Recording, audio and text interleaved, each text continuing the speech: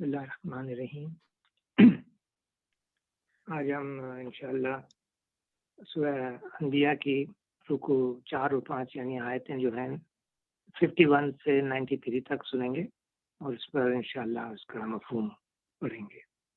تو میں بسم اللہ الرحمن الرحیم۔ اور یہ جو دو رکوع ہیں اس کے اندر انبیاء علیہ السلام کا چند انبیاءوں کا ذکر کیا گیا اور ان کو مثالیں جو ہیں تھوڑی سی پیش کر کے ریمائنڈ کرایا گیا ہے کہ یہ جو پیغمبر پہلے انسانی تاریخ میں آئے ہیں اللہ کی طرف سے، وہ بھی انسانی تھے اور نبوت کے امتیازی وصف کو چھوڑ کر، یعنی ان میں نبوت کا یعنی خاص کریکٹرسٹک یہ تھی کہ نبی تھے وہ ویسے ہی انسان ہوتے تھے جیسے دنیا کے عام انسان ہوا کرتے ہیں، یعنی اس میں خدائی یا الوہیت یعنی ان میں جو ہے خدائی کریکٹر نہیں آ جاتے تھے، بلکہ اپنے ہر ضرورت کے لیے وہ خود بھی خدا کے آگے ہاتھ پھیلاتے تھے۔ اسی کے ساتھ کچھ جو مثالیں دی گئی ہیں یہ بتایا گیا ہے کہ یہ انبیاء طرح کی مصیبتیں بھی آئیں ان پر اور مخالفتوں نے ان کی برباد کرنے کی کوشش کی، مگر اللہ تعالیٰ کی طرف سے غیر معمولی طریقوں پر، ایکسٹراڈنری طریقہ پر ان پر نصرت کی گئی، یعنی ہیلپ کی گئی۔ دوسرے یہ کہ تمام انبیاء کا دین ایک ہی تھا، یعنی تمام انبیاء جو ہے وہ اسلامی لائے تھے، کوئی اور دین نہیں لائے تھے۔ یہ لوگوں نے بعد میں جو ہے وہ موسیٰ علیہ السلام کو ماننے والوں کو یہودی اور عیسیٰ علیہ السلام کو ماننے والوں کو نصارہ یعنی عیسائی، یہ ان لوگوں نے بعد میں ان کا نام دے دیا، ورنہ یہ جو نبی آئے تھے موسیٰ علیہ السلام، عیسیٰ علیہ السلام، یہ بھی اسلام ہی لائے تھے اور وہ اسلام کی بگڑی ہوئی شکل کو صحیح کرنے لائے تھے۔ تو انہوں نے جو لایا تھا انہی کے نام پر انہوں نے فرقے بنا لی۔ اور آپ کو شاید یاد ہوگا کہ پچھلے دنوں یعنی پچھلے سالوں میں جب وہ کتابیں چھپتی تھی ویسٹرن کنٹری سے، تو محمد صلی اللہ علیہ وسلم کے ماننے والوں کو محمدن کہا جاتا تھا، حالانکہ ان کو شاید معلوم ہو یعنی وہ معلوم نہیں، لیکن مسلمانوں نے ان کو کہا بھائی محمد صلی اللہ علیہ وسلم کو فالو نہیں کرتے، ان کو سجدہ نہیں کرتے بلکہ اللہ کو سجدہ کرتے ہیں، وہ تو ہمیں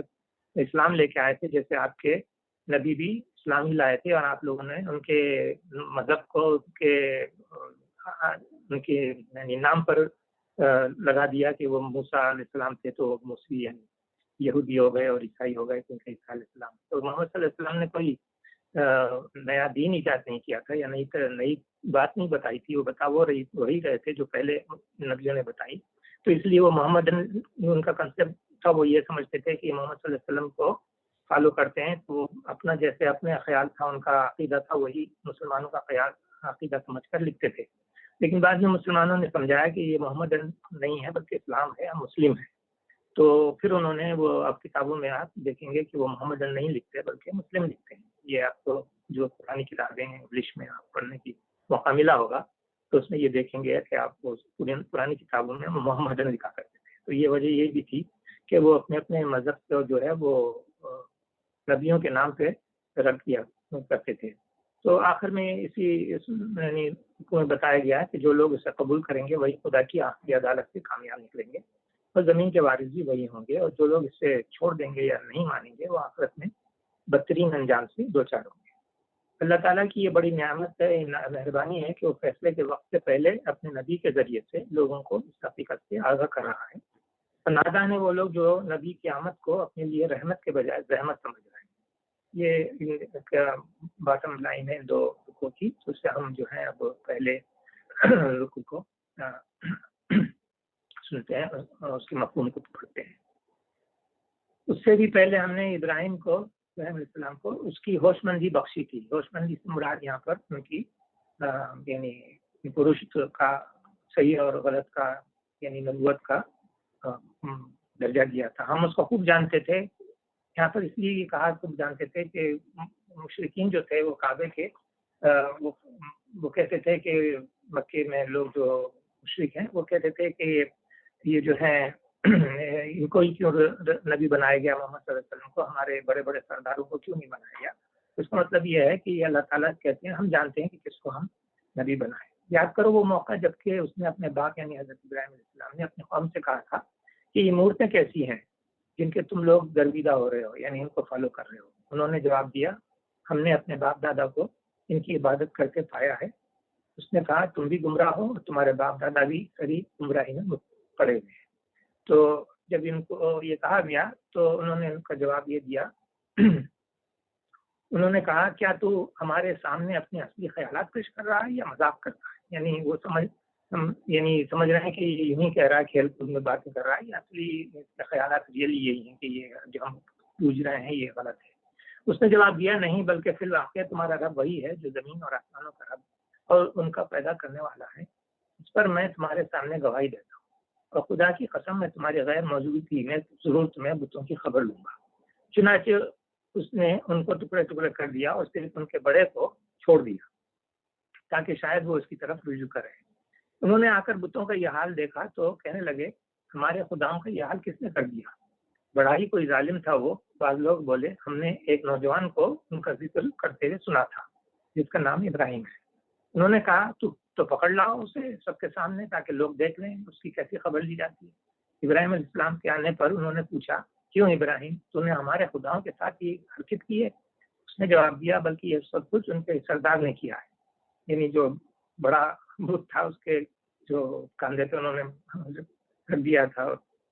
کیا نام ہے اس کا، توڑنے کا آلہ، انہیں سے پوچھ لو اگر یہ بولتے ہیں۔ یہ سن کر وہ لوگ اپنے زمین کی طرف پلٹے اور اپنے دلوں میں کہنے لگے واقعی تم خود ہی ظالم ہو، مگر پھر ان کی مت پلٹ گئی۔ اب یہاں پر یہ اللہ تعالیٰ بتا رہے ہیں ان کی زمین کی، یعنی ان کی دل کی حالت، کہ وہ خود جانتے تھے کہ یہ صحیح کہہ رہا ہے کہ یہ بڑا بت کیا بولے گا، یہ تو خود بولتے ہیں نا جب یہ تو ہم نے خود بنا کے ان کو کھڑا کیا ہوا ہے، تو اپنے زمین کی طرف، یعنی انسان جو ہے جب برائی کرتا ہے تو وہ زمین اس کی ملامت کرتا ہے، تو اس لیے وہ زمین کی طرف سے پلٹے کا مطلب ان کا ضمیر جو ہے دلوں میں ان کو صحیح راہ پر لانے کو کہہ رہا تھا، مگر چونکہ وہ اپنی اصلیت یعنی کیا تھی کہ قومیت اور تعصب جو ہوتا ہے اس کے اوپر وہ انسان پلٹ جاتا ہے اور اپنی زمین کو دبا دیتا ہے، جیسے کہ خطابہ آپ نے سنا ہوگا، زمین میں دفنا دیتا ہے اپنے ضمیر کو، اور وہ جو کیا نام ہے اپنی نیت ہے، وہ جو اس کی بگڑی ہوئی نیت، وہ اس کو آگے آ جاتی ہے اور وہ اس پر حاوی ہو جاتی ہے، تو پھر وہ کہتے ہیں تو جانتا ہے کہ یہ بولتے نہیں ہیں۔ ابراہیم علیہ السلام نے کہا پھر کیا تم اللہ کو چھوڑ کر ان چیزوں کی پوچھ رہے ہو جو نہ تمہیں نفع پہنچانے پر قادر ہیں نہ نقصان؟ تف ہے تم پر اور تمہارے ان معبودوں پر جن کی تم اللہ کو چھوڑ کر پوجا کر رہے، کیا تم کچھ بھی عقل نہیں رکھتے؟ انہوں نے کہا اب یہ ایسی باتیں جب انہوں نے سنی تو ان کی بھڑکی آگ ان کو غصہ آیا، انہوں نے کہا جلا ڈالو اس کو اور حمایت کرو اپنے خداؤں کی اگر تمہیں کچھ کرنا ہے۔ ہم نے کہا اب اللہ تعالیٰ نے بیچ کی باتیں چھوڑ کر یہ بتا رہے ہیں کہ انہوں نے کیا کیا، پھر سارے لوگوں کے سامنے آگ کا لاؤ بنایا اور اس میں حضرت ابراہیم علیہ السلام کو جھونک دیا، مگر اللہ تعالیٰ نے کہا اے آگ ٹھنڈی ہو جا اور سلامتی بن جا ابراہیم پر۔ یہ بہت امپورٹنٹ اسٹیٹمنٹ ہے، آپ دیکھیے اس کے اندر جو لفظ استعمال کیا گیا ہے، قلنا یا نارو کونی بردوں و سلام، یہ جو لفظ جو استعمال ہوئے ہیں یہ بہت امپورٹنٹ اس لیے ہیں کہ بردن کا لفظ جو ہے وہ ٹھنڈک تو ہے، لیکن اگر وہ اتنی ٹھنڈی ہو کہ وہ بالکل، آج کل آپ کو تو ہم کو شکاگو والوں کو ایکسپیرینس ہے کہ ٹھنڈی کا مطلب ہے اگر ٹمپریچر لو ہوتا چلا جائے تو انسان جو ہے وہ لو ٹمپریچر سے بھی مر سکتا ہے، تو لیکن اللہ تعالیٰ نے ایسی لفظ استعمال کر کے یہ بتانا چاہ رہے ہیں کہ سلامتی کا ٹمپریچر ایسا ہو کہ اس سلامتی میں رہیں، حضرت ابراہیم کو نقصان نہ پہنچے۔ تو یہ بہت، یعنی میں آپ کو ابھی ایک منٹ میں بتاتا ہوں کہ آج کل جو ہے سائنس میں یہ کہا جا رہا ہے کہ ٹمپریچر لو جو ہے وہ کوئی ناپ نہیں سکتا، اس لیے کہ لو ٹمپریچر کا مطلب یہ ہے کہ وہ اتنا ڈاؤن جائے کہ الیکٹران موومنٹ اور پروٹون کی موومنٹ بھی رک جائے، تو وہ تو امپاسبل ہے کہ لوگ کر سکیں۔ یہ اللہ کے حکم سے ہی جو سردی اور گرمی ہے یہ بھی اللہ کی طرف سے ہی اس میں دی گئی ہے الیکٹران اور پروٹون میں، اور اس کو اس لیے اللہ تعالیٰ نے بڑے خاص الفاظ سے کہا کہ اے آگ ٹھنڈی ہو جا اور سلامتی بن جا ابراہیم پر۔ وہ چاہتے تھے کہ ابراہیم کے ساتھ برائی کریں، مگر ہم نے ان کو بری طرح ناکام کر دیا، اور ہم اسے اور لوط کو بچا کر اس سرزمین کی طرف نکال لے گئے جس میں ہم نے دنیا والوں کے لیے برکتیں رکھی ہیں، اور ہم نے اسے اسحاق عطا کیا اور یعقوب اس پر مزید، اور ہر ایک کو صالح بنایا، اور ہم نے ان کو امام بنا دیا جو ہمارے حکم سے رہنمائی کرتے تھے، اور ہم نے انہیں وحی کے ذریعے نیک کاموں کی اور نماز قائم کرنے اور زکوٰۃ دینے کی ہدایت کی، اور وہ ہمارے عبادت گزار تھے۔ لوط نے ہم کو حکم دیا اور علم بخشا، اور اسے اس بستی سے نکال دیا جو بدکاریاں کرتی تھی۔ در حقیقت تو بڑی ہی بری فاسق قوم تھی، اور لوط کو ہم نے اپنی رحمت میں داخل کیا اس والے لوگوں میں سے تھا۔ اس کے اندر جیسے میں نے بتایا کہ یہ ایبسولوٹ ٹمپریچر جو ہے وہ لو ٹمپریچر اگر صرف کہہ دیتا اللہ تعالیٰ اور سلامتی نہ کہتا تو یہ ٹمپریچر اتنا لو ہوتا ہے کہ جیسے شکاگو والوں کا ایکسپیرینس ہے -30 کی فیلنگ کیسی ہوتی ہے، تو یہ آپ دیکھیے کہ -150 کے یعنی کوئی سوچ بھی نہیں سکتا کہ سسٹم جو ہے کتنا لوئسٹ ہے، اور یہ امپاسبل ہے کہ اتنے ٹمپریچر پہ کوئی زندہ رہے۔ اور یہی نعمت ہم نے نوح کو دی، یاد کرو، جبکہ ان سب سے پہلے اس نے ہمیں پکارا تھا اور ہم نے اس کی دعا قبول کی اور اسے اور اس کے گھر والوں کو کرب عظیم سے نجات دی اور اس قوم کے مقابلے میں اس کی مدد کی جس نے ہماری آیات کو جھٹلایا تھا، اور بڑے برے لوگ تھے، بس ہم نے ان کو سب کو غرق کر دیا۔ آپ کو یاد ہوگا حضرت نوح علیہ السلام کی جو اسٹوری آئی ہے اس میں 950 سال انہوں نے تبلیغ کی، مگر چند ہی لوگ ان کے ساتھ ہوئے، اور وہ آپ سوچ سکتے ہیں کہ اتنی بڑی قوم کے ساتھ اور چند لوگ آئیں اور اتنی لمبی عمر میں یہ کرب عظیم جو اللہ تعالیٰ نے فرمائے وہ اس کو وہی جانتا ہے جو اس کے حالات سے ماحول سے گزرا ہے۔ تو یہ کتنی کرب کی بات ہے کہ چاروں طرف برائیاں اور شرک پھیلا ہو اور آپ اس کو سیدھا کرنے کے لیے لوگوں کو بلائیں اور جو ہے وہ نہ مانیں۔ تو اس لیے اللہ تعالیٰ نے کہا کہ مغلوباً منتصر، یہ دعا انہوں نے کی تھی اور اس کو اللہ تعالیٰ نے قبول کیا، اور ان کے جو نہیں ماننے والے تھے ان کو سب کو غرق کر دیا، ایون ان کے بیٹے کو بھی غرق کر دیا تھا۔ اس کے بعد اور اسی نعمت سے ہم نے داؤد اور سلیمان کو سرفراز کیا۔ یاد کرو وہ موقع جبکہ وہ دونوں ایک کھیت کے مقدمے میں فیصلہ کر رہے تھے جس میں رات کے وقت دوسرے لوگوں کی بکریاں پھیل گئی تھی اور ہم ان کی عدالت کو دیکھ رہے تھے۔ اس وقت ہم نے صحیح فیصلہ سلیمان کو سمجھا دیا، حالانکہ حکم اور علم ہم نے دونوں ہی کو عطا کیا تھا۔ داؤد کے ساتھ ہم نے پہاڑوں اور پرندوں کو مسخر کر دیا تھا جو تسبیح کرتے تھے، اور اس فعل کے کرنے والے ہم ہی تھے۔ اس میں دو باتیں بتائی گئی ہیں، جو ایک تو یہ کہ کوئی ایک واقعہ ہوا تھا کہ کسی دوسرے کھیت کے جو بکریاں تھیں وہ ایک پڑوس کی کھیت کے اندر داخل ہو کر اس کے برباد کر دیا تھا ان کا کھیت۔ تو یہاں پر وہ ایک قصے کو بیان کیا جا رہا ہے کہ اس کا ذکر جو ہے بائبل میں بھی نہیں ہے سنا ہے، اور یہودی لٹریچر میں بھی اس کا کوئی نشان نہیں ملتا، یعنی اس میں بھی نہیں ہے۔ مسلمان مفسرین نے اس کی جو تشریح کی ہے وہ یہ ہے کہ ایک شخص کے کھیت میں دوسرے شخص کی بکریاں رات کے وقت گھس گئی تھیں۔ اس نے حضرت داؤد کے ہاں استغاثہ کیا، اس کو عدالت میں لایا۔ انہوں نے فیصلہ کیا کہ اس کی بکریاں چھین کر اسے دے دی جائیں۔ حضرت سلیمان نے اس سے اختلاف کیا اور یہ رائے دی کہ بکریاں اس وقت تک کھیت والے کے پاس رہیں جب تک بکری والا اس کے کھیت کو پھر سے تیار نہ کر دے۔ اسی کے متعلق اللہ تعالیٰ فرما رہا ہے کہ یہ فیصلہ ہم نے سلیمان کو سجھایا تھا، مگر چونکہ ایک مقدمے کی یہ تفصیلات قرآن میں بیان نہیں ہوئی ہیں اور نہ کسی حدیث میں نبی صلی اللہ علیہ وسلم سے اس کی کوئی ڈیٹیل ملی ہے، تو یہ نہیں کہا جا سکتا کہ اس طرح کے مقدمے میں یہی ثابت شدہ اسلامی قانون ہے۔ یہی وجہ ہے کہ مختلف فقہ اسلام کے درمیان تھوڑا سا اختلاف ہوا ہے، لیکن اس سے یہ بات معلوم ہوئی کہ مقصد یہ تھا بتانا کہ انبیاء علیہ السلام نبی ہونے اور اللہ کی طرف سے غیر معمولی طاقتیں اور قابلیتیں پانے کے باوجود انسانی تھے، الوہیت کا کوئی شائبہ ان میں نہ تھا۔ اس مقدمے میں حضرت داؤد کی رہنمائی وحی کے ذریعے سے نہ کی گئی اور فیصلہ کرنے میں غلطی کر گئے۔ حضرت سلیمان کی رہنمائی کی گئی اور انہوں نے صحیح فیصلہ کیا، حالانکہ نبی دونوں ہی تھے۔ آگے ان دونوں بزرگوں کی کمالات کا ذکر بھی آئے گا، جس سے ہم کو بتایا جائے گا کہ کمالات کو اللہ کی طرف سے ہی دیے گئے تھے اور اس طرح سے۔ اور دوسری بات جو تھی کہ داؤد کے ساتھ ہم نے پہاڑوں اور پرندوں کو مسخر کر دیا تھا جو تسبیح کرتے تھے، فعل کے کرنے والے ہم ہی تھے۔ اس کی طرف یہ ہے کہ اس میں جو لفظ استعمال ہوا ہے ماں کا لفظ، یعنی ساتھ میں ان کے ساتھ مل کر جو ہے یہ یہاں کا لفظ ہے وَسَخَرْنَا مَعَ دَاوُودَ، یعنی ان کے ساتھ مل کر تسبیح کرتے تھے۔ اگر یہاں پر میم عین ماں کے بجائے لام زیر ڈال دیتے تو داؤد کے لیے کرتے تھے ہوتا، تو ایسا نہیں ہے، یعنی بلکہ تو جو ہے اللہ تعالیٰ نے کلیئرلی بتایا کہ جب وہ تسبیح کرتے تھے تو پہاڑوں کو، یعنی جو جانور تھے، پرندے تھے، پہاڑ پرندے، سب کو ان کی آواز میں آواز ملا کر صبح شام تسبیح کرتے تھے۔ یہ سب اس کی تسبیح کو دہراتے تھے۔ یہ سورہ سبا میں بھی اور مزید بتایا گیا ہے کہ پہاڑوں کو ہم نے حکم دیا کہ اس کے ساتھ تسبیح دہرا، اور یہی حکم پرندوں کو دیا۔ یہ سورہ سبا میں آپ کو ملے گا۔ تو یہ بات سمجھ میں آتی ہے ان آیت سے کہ حضرت داؤد جب اللہ کی حمد و ثنا کے گیت گاتے تھے تو ان کی بلند اور سریلی آواز سے پہاڑ گونج اٹھتے تھے اور پرندے چڑھ جاتے تھے اور ایک سما بن جاتا تھا۔ اس معنی کی تائید اس حدیث سے ہوتی ہے جس میں ذکر آیا کہ ایک مرتبہ حضرت ابو موسیٰ اشعری جو غیر معمولی طور پر خوش آواز بزرگ تھے قرآن کی تلاوت کر رہے تھے۔ نبی صلی اللہ علیہ وسلم ادھر سے گزرے تو ان کی آواز سن کر کھڑے ہو گئے اور دیر تک سنتے رہے۔ جب وہ ختم کر چکے تو انہوں نے فرمایا یعنی اس شخص کو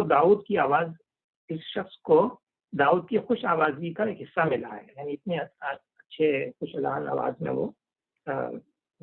قرآن کی تلاوت کرتے تھے۔ یہ حدیث سے معلوم ہوا ہے۔ آگے چلتے ہیں۔ اور ہم نے اس کو تمہارے فائدے کے لیے ذرع بنانے کی صنعت سکھا دی تھی، کن کو؟ داؤد علیہ السلام اور سلیمان علیہ السلام کے جو ایرا تھا وہ 1200 BC کا، تاکہ تم کو ایک دوسرے کے مار سے بچائے۔ یعنی لوہے کی خاص صنعت جو ہوتی ہے، اس کو جو لوہے کو اسپیشل طریقے سے ٹریٹ کیا جاتا ہے، اس کو بلاس فرنس جو ہے، وہ جو ہے ٹیکنیک جو ہے وہ اللہ تعالیٰ نے ان کو صنعت اس کی انجینئرنگ سکھائی تھی۔ پھر کیا تم شکر گزار نہیں ہو؟ یعنی تم کو سوچنا چاہیے کہ یہ اللہ تعالیٰ کس طریقے سے مدد کرتے ہیں۔ تو سلیمان علیہ السلام کے لیے ہم نے تیز ہوا کو مسخر کر دیا تھا جو اس کے حکم سے اس سرزمین کی طرف چلتی تھی جس میں ہم نے برکتیں رکھی ہیں۔ یعنی جو آج کل جو سورہ یعنی بنی اسرائیل کے ایریا ہے، ہم ہر چیز کا علم رکھنے والے تھے اور شیاطین میں سے ہم نے ایسے بہت سو کو اس کا تابع بنا دیا تھا جو اس کے لیے غوطے لگاتے تھے۔ یعنی جنوں کو بھی اللہ نے ان کا غلام بنا دیا تھا۔ اس کے سوا دوسرے کام کرتے تھے، ان کے سب کے سب نگران ہم ہی تھے، یعنی اللہ تعالیٰ نے ان کو کیا تھا۔ یہ بلاسٹ فرنس کے بارے میں اب کھدائی ہوئی ایکسکیویشن جو ہوا ہے اس میں یہ بات معلوم ہوئی ہے کہ اس ایریا میں جہاں پر یہ آج کل ٹرکی ہے اور اس کے ساؤتھ میں یہاں یہ اسرائیل ہے، یہاں پر جو ہے کچھ ایکسکیویشن سے یہ معلوم ہوا ہے کہ ایکسٹینسو آئرن سمیلٹنگ جو ہے وہاں پر ہوتی تھی، اور ہیٹیٹی کے کچھ لوگ جو تھے وہاں پر رول کرتے تھے اناٹولیا میں فرام اراؤنڈ 1500 BC سے 1170 سے۔ تو یہ وہ ایریا ہے اور یہاں پر کچھ آثار ملے ہیں اس کے ایکسکیویشن سے۔ تو یہ ایک ہسٹری ہے اس کی جو یہاں پر یہ پرانا نقشے کو دیکھتے ہوئے زیادہ کلیئر نہیں ہو رہا ہے، لیکن یہ بلیک سی ہے، یہ ٹرکی ہے، اور یہاں پر اگر ساؤتھ میں آئے تو یہ عراق ہے اور یہاں پر اسرائیل ہے، یہ میڈیٹرینین سی ہے۔ تو اس ایریا میں ابھی بھی وہاں پر بڑے بلاسٹ فرنس نکلے ہیں، اور اس سے معلوم ہوتا ہے کہ اس زمانے میں یعنی آلموسٹ 1500 BC میں جو ہے یہاں پر بہت بڑی صنعت اس کو اللہ تعالیٰ نے ہی سکھائی تھی، اور اللہ تعالیٰ نے ان کو یہ صنعت جو ہے ان کی زرع کو اور بادشاہت کو اپنی قائم رکھنے کے لیے ان کو برتریب کے لیے یہ دی تھی۔ اور یہی ہوش مندی اور حکم و علم کی نعمت ہم نے ایوب کو دی تھی۔ یاد کرو جبکہ یہاں پر حکم و علم کے مطلب یہ کہ نبوت دی تھی۔ یاد کرو جبکہ اس نے اپنے رب کو پکارا کہ مجھے بیماری لگ گئی ہے اور تو ارحم الراحمین ہے۔ ہم نے اس کی دعا قبول کی اور جو تکلیف اسے تھی اس کو دور کر دیا، اور صرف اس کے اہل و عیال ہی اس کو نہیں دیے بلکہ اس کے ساتھ اس نے ہی اور بھی دیے اپنی خاص رحمت کے طور پر، اس لیے کہ یہ ایک سبق کو عبادت گزار بندوں کے لیے، عبادت گزاروں کے لیے، یعنی جو لوگ اللہ کی اتنی تکلیف میں بھی اللہ کو نہیں بھولتے اور اسی کی طرف رجوع کرتے ہیں، تو وہ اللہ تعالیٰ جو ہے ارحم الراحمین ہے، یعنی تمام مہربانوں سے زیادہ مہربان ہے۔ تو ارحم الراحمین یہ انہوں نے اگر آپ اس کو پڑھیں ہیں کہ جب وہ کہتے ہیں وہ اسنادہ رب ہوئی، یعنی مجھے ضرورت پہنچ گیا ہے اور تو رحمان الرحیم ہے، تو اس میں کتنی آپ اندازہ لگائیں کہ وہ ہے یعنی التجا ہے اللہ تعالیٰ سے۔ یہ جیسے کوئی بہت دنوں سے کوئی بھوکا ہو اور وہ کسی سخی کے پاس جا کر یہ کہے کہ میں جو ہوں تو جو ہے بہت سخی ہے اور میں بھوکا ہوں، بس اور کچھ نہ کہے، تو آپ اندازہ لگا سکتے ہیں کہ کتنا یعنی انہیں بردباری سے دعا کرنے کی عادت تھی، اور کس طرح سے انہوں نے اتنی تکلیف میں بھی صرف یہ کہا کہ اللہ تو جو ہے مہربانوں سے زیادہ مہربان ہے۔ تو اللہ نے ان کی دعا قبول کی اور جو ان کو تکلیف تھی دور کر دی، نہ صرف دور کر دی بلکہ ان کے اہل و عیال کو جو سب ہٹ گئے تھے ان کو دیے، بلکہ ساتھ اور بھی بہت دیے اپنی خاص رحمت کے طور پر، اس لیے کہ یہ سبق کو عبادت گزار بندوں کے لیے جو اللہ کی طرف حالت میں رجوع کرتے ہیں۔ اور یہی نعمت اسماعیل اور ادریس اور ذوالکفل کو دی کہ یہ سب صابر لوگ تھے اور ان کو ہم نے اپنی رحمت میں داخل کیا کہ صالحوں میں سے تھے۔ پھر آتا ہے اور مچھلی والے کو ہم نے نوازا۔ یہاں پر مچھلی والے سے مراد مچھلی بیچنے والا نہیں، بلکہ وہ نبی جو اپنی غلطی سے اپنے لوگوں کو چھوڑ کر چلے گئے تھے اور پھر اللہ تعالیٰ نے ان کو مچھلی کے پیٹ میں رکھ دیا تھا، تو وہ اس طرف اشارہ ہے کہ مچھلی والے کو بھی ہم نے نوازا۔ یاد کرو جب کہ وہ بگڑ کر چلا گیا تھا اور سمجھاتا ہے، یعنی لوگ جب نہیں مانے تو یہ بھی مثال اللہ تعالیٰ نے بتائی ہے کہ نبی انسان ہوتے ہیں، وہ کبھی کبھی جب لوگ نہیں مانتے تو ان کو بھی غصہ آتا ہے، بگڑتا ہے اور بگڑ جاتے ہیں اور وہ قوم کو چھوڑ کے چلے جاتے ہیں، جبکہ نبی کا حکم یہ ہے کہ جب تک اللہ کا حکم نہ آئے وہ اپنی جگہ سے نہیں جانا چاہیے۔ تو سمجھا تھا کہ ہم اس پر گرفت نہیں کریں گے، یہ یہاں پر یہ بتا رہے ہیں اللہ تعالیٰ ہمارے بغیر اجازت کے جانے سے ہم نے ان کو گرفت کیا اور آخر کار مچھلی کے پیٹ میں ان کو جیل کے طور پر رکھ دیا۔ آخر کار اس نے تاریکیوں میں سے پکارا، نہیں ہے کوئی خدا مگر تو، پاک ہے تیری ذات، بے شک میں نے قصور کیا۔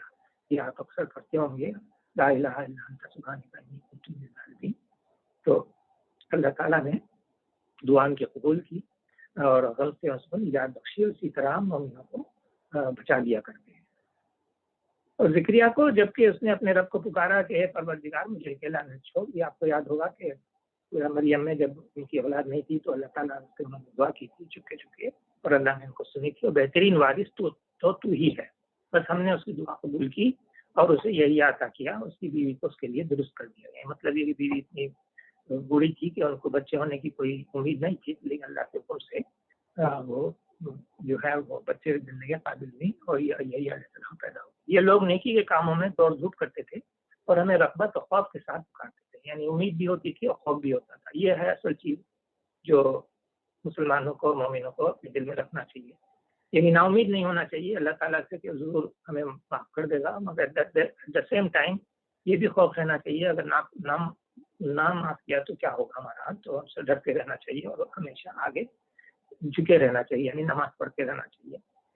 مجھے وہ یاد آئی حدیث محمد صلی اللہ علیہ وسلم کو جب کبھی تکلیف ہوتی تھی تو 2 رکعت نفل کے لیے کھڑے ہو جاتے تھے، اور وہ خاتون جس نے اپنی عصمت کی حفاظت کی تھی، یہ حضرت مریم کی طرف اشارہ ہے، ہم نے اس کو اندر اپنی روح سے پھونکا اور اس کے بیٹے کو دنیا بھر کے لیے نشانی بنا دیا۔ ٹھیک ہی اس میں آیت میں یہ ان کی طرف اشارہ ہے۔ اب یہاں پر جو ہے باٹم لائن جو ہے اللہ تعالیٰ نے اس لاسٹ آیت میں جو دی ہے وہ بہت ہی اہم، اور بلکہ کہنا چاہیے پورا قرآن کی اس میں ایک سمری ہے اگر دیکھا جائے۔ یہ تمہاری امت حقیقت میں ایک ہی امت ہے اور میں تمہارا رب ہوں، بس تم میری عبادت کرو، مگر یہ لوگوں کی کاستانی، یعنی لوگوں کی وجہ سے ہی جنہوں نے اپنے جو کچھ ہے ان کی حرکت ہے کہ انہوں نے آپس میں اپنے دین کو ٹکڑے ٹکڑے کر ڈالا۔ یہ اصل بات ہے جو اتنے نبیوں کے بتانے کے بعد یہ کہی گئی، اس کی وجہ یہ ہے کہ ہر نبی جو ہے جو لایا تھا پیغام وہ ایک ہی تھا، اور وہی آخر میں حضرت محمد صلی اللہ علیہ وسلم نے پیغام لائے ہیں، اور ان کے لیے اب نبی کو آنے اور رسول کی ضرورت اس لیے نہیں ہے کہ وہ جو پیغام ہے جو کتاب کی صورت میں جسے قرآن کہتے ہیں وہ دے دیا گیا، اور اس میں اس کی حفاظت کو اللہ تعالیٰ نے اپنے ذمہ لیا ہے، تو اس سے یہ بات ہو گئی کہ اب ہمیں کوئی فکر کرنے کی ضرورت نہیں ہے کہ ہمیں کوئی نبی آ کے ہمیں ہماری جو قوم میں بگڑے ہوئے عادتیں ڈل گئی ہیں ان کو بگاڑنے کے لیے کوئی سنوارنے کے لیے ان کو کوئی نبی آئے، بلکہ اگر ایسی عادتیں بگڑی ہیں تو اس کی مدد جو ہے صرف قرآن کر سکتا ہے، جو اللہ کا کلام ہے، اور اس کو جو ہے اگر فالو کریں، یعنی اللہ کی رسی ہے جسے قرآن کہتے ہیں، اللہ تعالیٰ خود قرآن میں اس کو مضبوطی سے پکڑیں تو پھر وہ جو ہے دین کو ٹکڑے ہونے کی امید نہیں ہوگی۔ لیکن دیکھا ہے آپ نے کہ اکثر جو ہے لوگ جو ہے بجائے یہ کہنا ہے کہ میں مسلمان ہوں، میں فلانے ملک سے تعلق رکھتا ہوں، بتاتے ہیں، اور یہ جو ہے ان کے لیے بہت بڑی وارننگ ہے کہ اصل میں جو امت ہے، یعنی انسانوں کی جو حضرت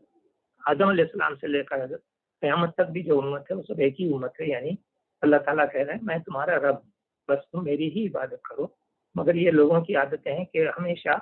جو لیڈر کہتا ہے وہ فالوور جو ہے اس کو آپس میں گڑبڑ کر کے اس کے اندر رکھنے ڈالتے ہیں، اور اس میں ڈفرینٹ پوائنٹ آف ویو سے اپنے خیالات کو اتنے زور سے کرتے ہیں کہ پھر لوگ جو ہیں جو فالوورز ہوتے ہیں وہ پھر بڑھ جاتے ہیں، کچھ کسی ایک شخص کو ماننے لگتا ہے کہ اس نے یہ بات صحیح کہی ہے، دوسرے کو غلط کرنے کے لیے پڑے رہتے ہیں۔ ایسا ہے نہیں، صرف اگر انسان سوچے کہ آخر اللہ تعالیٰ اس میں بالکل پورے قرآن میں یہی بات کہی ہے کہ تمام نبی جو ہے آئے وہ اسلام لے کے آئے. تمام نبی کا آخری نبی جو محمد صلی اللہ علیہ وسلم نے ایک کتاب دی اور اس کتاب کو حفاظت کے لیے اللہ نے اپنا ذمہ لیا. ابھی کسی نبی کی ضرورت نہیں، نہ کسی پیغمبر کی، بلکہ کتاب کو اگر دیکھیں پڑھیں اور سمجھیں تو یہی چیز جو ہے حضرت آدم علیہ السلام سے لے کر اب تک جو مذہب آئے ہیں اس میں ایک ہی مذہب ہے، وہ ہے اسلام. اور ہم سب مسلم ہیں، نہ کوئی عیسائی ہے نہ یہودی ہے، بلکہ وہ لوگ جو ان کے نبی تھے انہوں نے بھی اسلام ہی لائے تھے، لیکن ماننے والوں نے ان کا نام ڈفرینٹ دے کر ڈفرینٹ جو ہے دین کے ٹکڑے کر دیے، یعنی اس طرح سے وہ کر دیے، یعنی مختلف دین بنا لیے. اور ہماری طرف سب کو لوٹنا ہے، یہ سوچ لے تو انشاءاللہ سمجھ میں آ جائے گی کہ یہ امت جو ہے ایک ہی امت کا کیا مطلب ہے. اور اللہ تعالیٰ at the end of the day یہ بات صحیح ہے کہ اللہ کی طرف سے لٹنا ہے اور اسی کی عبادت کرنا چاہیے، اور آپس میں دین کو پورے کرنے کی باتیں کرنے سے ہمارا کوئی فائدہ نہیں بلکہ نقصان نہیں ہے. صدق اللہ علیہ.